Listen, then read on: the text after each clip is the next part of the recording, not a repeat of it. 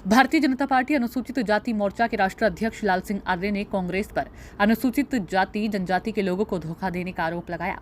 देहरादून में उन्होंने प्रेस वार्ता कर कहा कि देश में सबसे ज्यादा कार्यकाल कांग्रेस का रहा। इसके बावजूद ना तो देश के गरीबों की हालत सुधर पाई है और न ही अनुसूचित जनजाति जाति के लोगों की। उन्होंने कहा कि मोदी सरकार के कार्यकाल में देश में पहली बार 14 अनुसूचित जाति के केंद्रीय मंत्री बने और 4 राज्यपाल इसी वर्ग से आए। देश के प्रथम नागरिक के रूप में मोदी सरकार ने एक आदिवासी महिला के नाम को आगे किया। उन्होंने कहा कि बाबा साहब डॉक्टर भीमराव अम्बेडकर के नाम पर कांग्रेस हमेशा अनुसूचित जाति जनजाति के लोगों को धोखा देती आई है।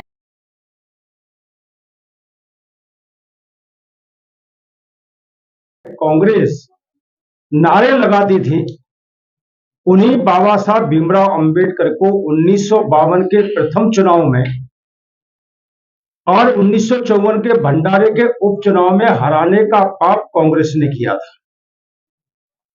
बाबा साहब भीमराव अम्बेडकर को मरने के 43 साल बाद बीपी सिंह की सरकार में भारत रत्न का सम्मान मिला, लेकिन कांग्रेस की सत्ता रहते हुए अम्बेडकर जी को भारत रत्न का सम्मान नहीं मिला। लोकसभा और राज्यसभा के बीच में जो सेंट्रल हॉल है, कांग्रेस कितनी निर्दयी थी कि उस सेंट्रल हॉल में भी बाबा साहब अम्बेडकर का तेल चित्र नहीं लगाया। महर्षि वाल्मीकि, संत रविदास जी बाबा साहब अम्बेडकर के नाम से देश दुनिया में कांग्रेस सत्ता में रहते एक भी किसी बड़ी भवन का, बड़ी योजना का नाम अम्बेडकर जी, रविदास जी और तथागत बुद्ध या महर्षि वाल्मीकि के नाम से नहीं रखा। बाबा साहब अम्बेडकर ने संविधान में कहा था,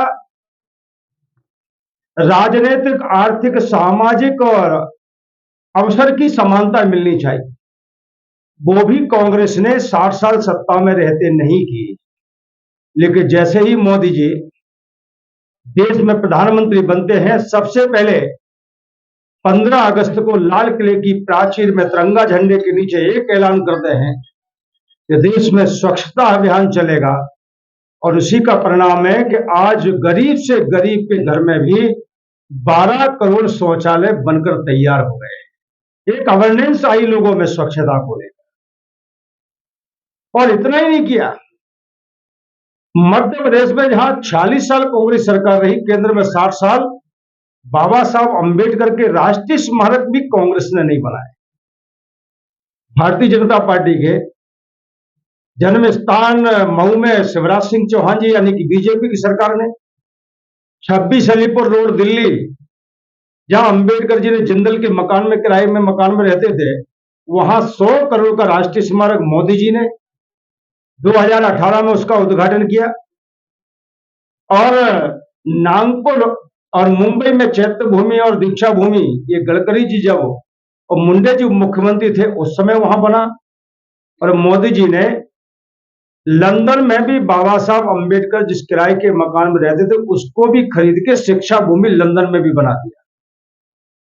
कांग्रेस ने बाबा साहब अम्बेडकर का अपमान करने के लिए कोई कसर नहीं छोड़ी। उसी का परिणाम है कि अटल जी ने जिस अलीपुर रोड पर 16.5 करोड़ में मकान खरीदा था राष्ट्रीय स्मारक के लिए, उनकी सरकार जाने के बाद कांग्रेस ने एक भी ईंट लगाने का काम मनमोहन सिंह की सरकार में नहीं किया।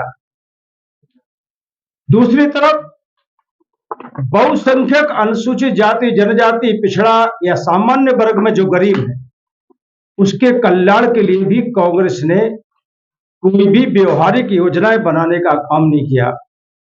लेकिन नरेंद्र मोदी जी ने 80 करोड़ गरीबों को फ्री अनाज देने का काम किया है, जिसमें 35% अनुसूचित जाति के लोगों को उसका लाभ मिल रहा है।